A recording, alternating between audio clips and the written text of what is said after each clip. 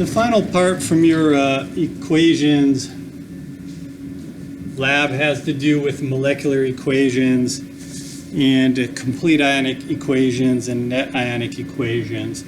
So if you can see what we have up here is written, a molecular equation is what we're used to looking at, where an ionic compound and aqueous compound is written together like this with this sign that it's aqueous. Then we have sodium carbonate, which is aqueous, and it forms calcium carbonate solid and sodium chloride aqueous. So that's our standard equation we're used to looking at. But there's also what's called a complete ionic equation. And that's where we take anything that's aqueous and split it into its two parts. Because aqueous, remember, means dissolved in a water solution.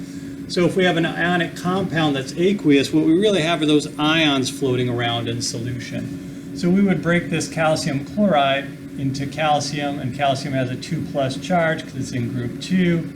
And then we have 2 chlorine. Chloride has a -1 charge because it's in group 7. So this calcium chloride in a complete ionic equation would break into the cation and the anion.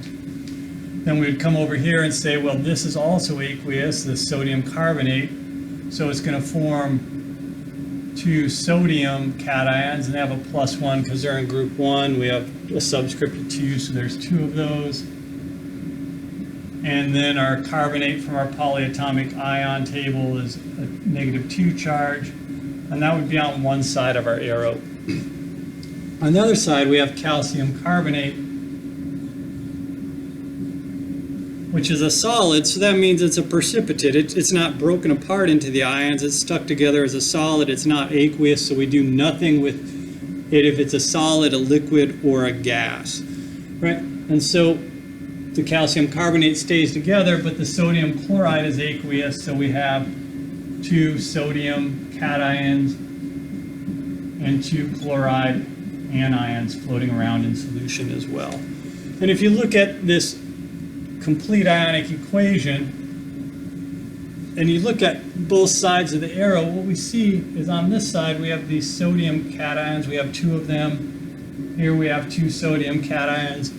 Here we have 2 chloride anions, and here we have 2 chloride anions.